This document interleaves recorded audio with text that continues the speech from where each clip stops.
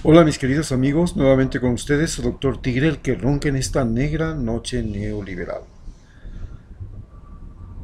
Más negra que nunca en Sudamérica, con la posibilidad de una guerra en Venezuela y posiblemente que se extienda a Colombia y Ecuador. Y con la penumbra de un gobierno en el que el presidente gobierna 2 a 4 horas cuando tiene tiempo, cuando tiene buena salud y cuando no está de vacaciones, porque cuando se va de vacaciones se va hasta por 2 meses. En este país, el presidente ha propuesto una hora adicional para educación en valores. Se dice que lo más importante es enseñar con el ejemplo. ¿Cómo puede un presidente atreverse a hablar de valores cuando el más importante valor que una persona puede mostrar ante sí misma, ante su familia, ante sus amigos, ante su país, es que no es un traidor, que es una persona confiable? Cuando una persona es un traidor, como lo fue Judas, como lo han sido un montón de traidores en la historia de la humanidad, la traición se convierte en el pecado capital de una sociedad.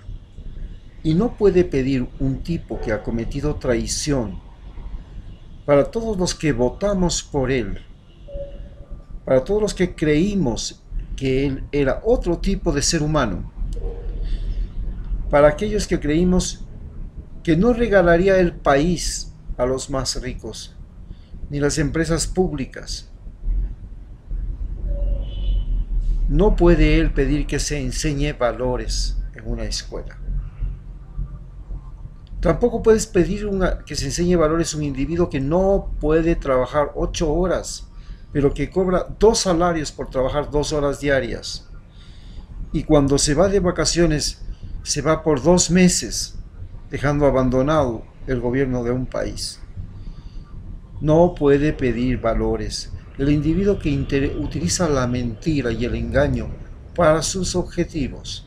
Recordemos, cuando teníamos que votar en la consulta popular por el sí o por el no, y la campaña era que en el Ecuador habían 4.500 niños violados. ¿De quién habla ahora de los niños violados? ¿Dónde están los violadores? ¿Cuál fue la historia de eso? Todo fue una farsa, una mentira. Todo fue una propaganda utilizada para crear emoción y odio, y a partir del odio votar. Un individuo que siembra el odio para conseguir votos. ¿De qué valores puede venir a hablar? Un individuo que es capaz de manipular la justicia, de cambiar jueces, de utilizar leyes que no existen, solamente para conseguir meter preso a su vicepresidente porque le amenaza. Un individuo que perdona a la empresa que corrompió en Ecuador, Odebrecht, pero le mete preso al que se supone fue el corrompido. O sea, ¿quién peca más? ¿El que paga porque pecar o el que peca por la paga? ¿Qué es posible? ¿Cómo es posible que él pretenda decir que en Ecuador se tiene que enseñar 1 hora más de valores si sus asambleístas traicionaron todo el voto popular? Alianza País tenía más de 76 asambleístas, se quedaron 25, los demás se pasaron y traicionaron a su línea política y están a punto de desaparecer en las próximas elecciones solo por traidores. ¿Cómo es posible que un individuo que no tiene honor en la palabra, que sale a decir en España que él no se mete en los asuntos de otro país, pero que inmediatamente reconoce a un presidente que se autonombra presidente en Venezuela, Juan Guaidó, y lo reconoce solamente porque le tiene antipatía a Nicolás Maduro? pero dice que no se mete en asuntos de otro país. ¿Cómo es posible que un individuo con un doble discurso moral pueda pretender que en las clases y en la educación ecuatoriana se hable de moral y ética, de valores, si él no tuvo ningún valor, ninguna moral, ninguna ética? ¿Cómo es posible que nosotros podamos pensar que él puede pedir que enseñen valor y moral y ética y que asuma el papel de ejemplo en un país donde su cobardía se manifiesta al ser cómplice con otros países de América Latina de una agresión a un solo país, que es Venezuela? Eso se llama cobardía, cuando todos hacen gavilla para atacarle a uno solo.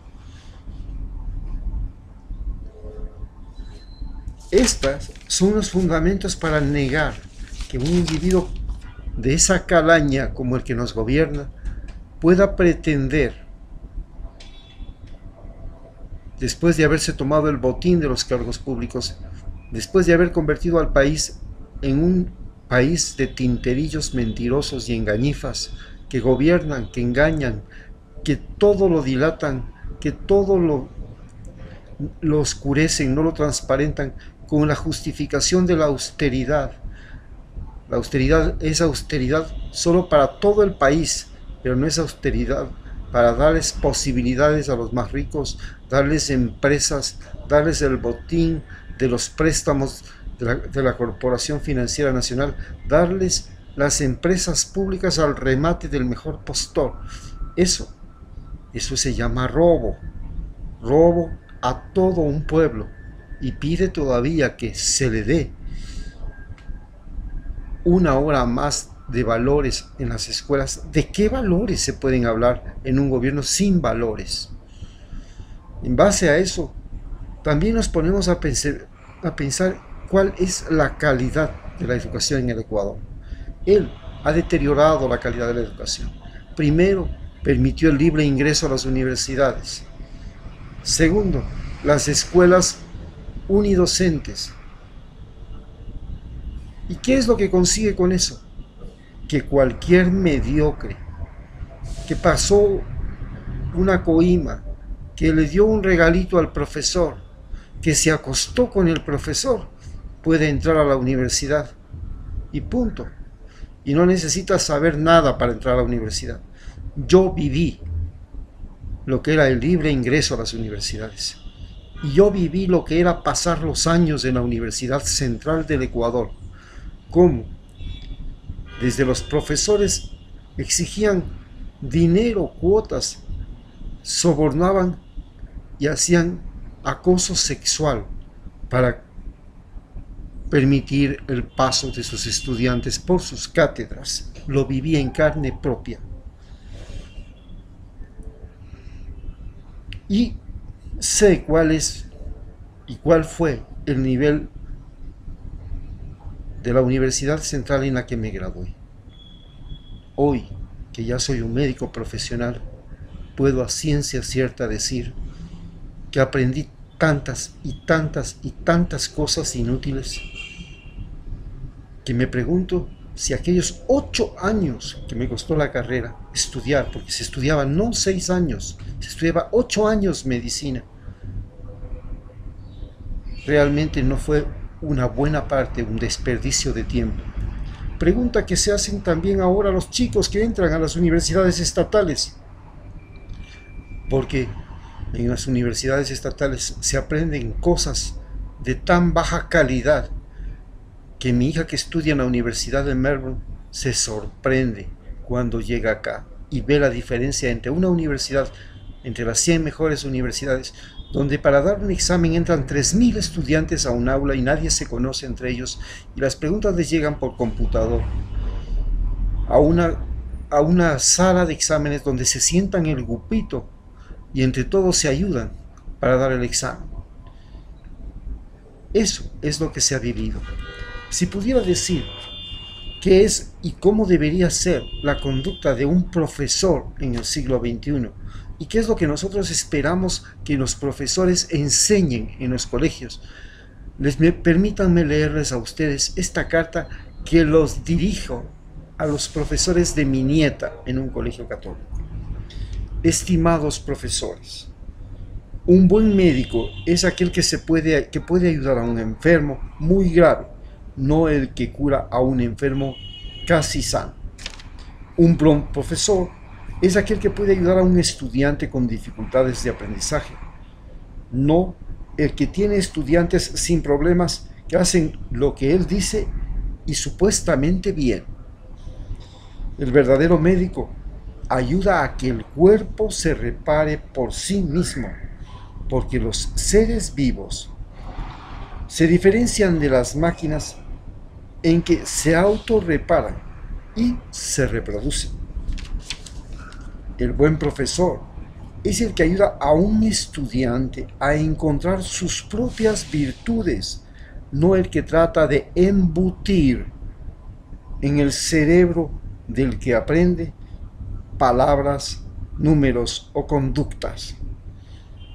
El tiempo de formar ciudadanos, de formar esclavos o creyentes que obedecen y aprenden a temer a una autoridad, a un opresor e incluso a un Dios, quedó atrás.